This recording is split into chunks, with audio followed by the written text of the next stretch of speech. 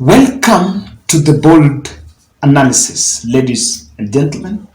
I want to start by asking you to kindly subscribe to our channel, click the notification bell, and like our video. For those who are supporting us from different parts of the country, we continue to say thank you very much for your support.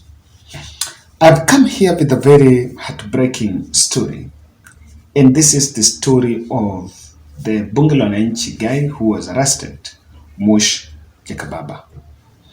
I have seen him coming out immediately today after he was released, and with the body, with the face a bit defamed, and he has given a press briefing outside around the Makadara local, saying, making revelations on how he was beaten inside a police cell.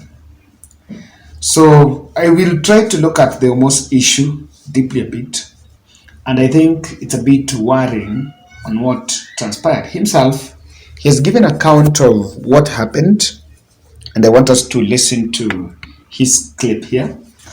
Then after that, we'll try to delve more on that. Congress power. What's your honest assessment of what transpired there? Real honest opinion on what transpired there. I know many have been asking me about it. They've beat because I think I started talking about it yesterday, and for those who've been trying to just follow up from what exactly happened, first they need to confirm that it's been released today. So how has it started? Early this week, just last week, Omosh, in company with some other four gentlemen, were in town and they were heading to Jivanji, and it was a bit of some dummy protest. Later it will be confirmed that of course they were putting on the regalias, these other the other zilingual, what do you call them? Just some regalia and apron. So they were trained by some security officers and arrested and taken to Central Police Station. So they spent a night in Central, then the next day they were released. So on Thursday, they arrived, they went to Jacaranda, the place as they normally do the usual business of the Bunge la Wananchi. And around midday, the police went there and ordered them out. So after they left, probably I think they left the place, bit of a confrontation ensued. This was later on the evening. It was a confrontation between those who were standing there, and he was part of it. Then after that, he was arrested. So he's been in police cell until, I remember on Sunday, those who were going there were saying that the security officers or the person who was in charge was demanding some 30,000. And for those who have been privy will understand that a fundraiser was done on Sunday, from Sunday morning, to raise that money, and that money was raised. So the expectation was that probably, I think by that time he was also getting tired, and there was a story that he wanted to leave, but he could not be released. I don't know now for what reason he could not be released, but of course it was a Sunday. So my understanding was, because it was a Sunday, probably it was to be produced in court on Monday, then be released. So on Monday, he was, okay, I need to say he was in a police station around Kayole, I think somewhere around Kayole. So on Monday, he was presented in Makadara, and because remember they were arrested with some other people, the others were taken to the other courts, and then he was presented in Court 1.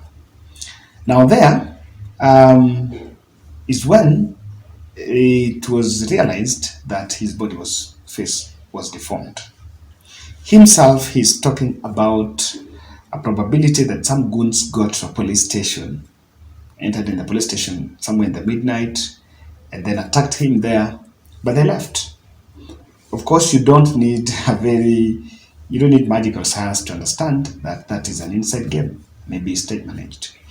So that has happened. However, I think he was taken to the medication. I think the discussion is on what this portrays for the mass action moving forward, and what are really the repercussions of so. If you listen to him, I think he still look about and not really moved by those developments. Now, these images are not very interesting ones because they wipe emotions. I'm already seeing them being shared in social media platforms and going on. We need to appreciate the fact that he could still just go through the process, and extrajudicial processes is what at one point we were really talking passionately about, that we're not going to go that route. So there is no better way to say it. If some people go to a police station, then that's extrajudicial process, which will not be what really the population is really sorting out, looking after, even though we know that sometimes the law is normally suspended. Now, I think the security sector reform is still a mirage. I don't think it's still a reality. It's still something we are going to do because this is an maybe against the spirit of that reform, and it's something that should worry now. We are treading dangerous route by creating the injuries and maiming. It's a bit dangerous because as however I know to some extent it suppresses the hype around the mass action, but in the same measure you're also feeding the opposition some fodder, because these guys then will use this to hit the administration on the day on what exactly happens now.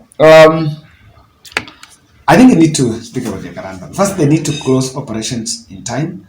As Gaucho was telling them the other day, they must close in time because you never know. And then probably they will see how this will develop in future. But my update was on what exactly transpired and what happened according to what he's saying, and that was their position for those who are looking for that update here. So let's meet in the next.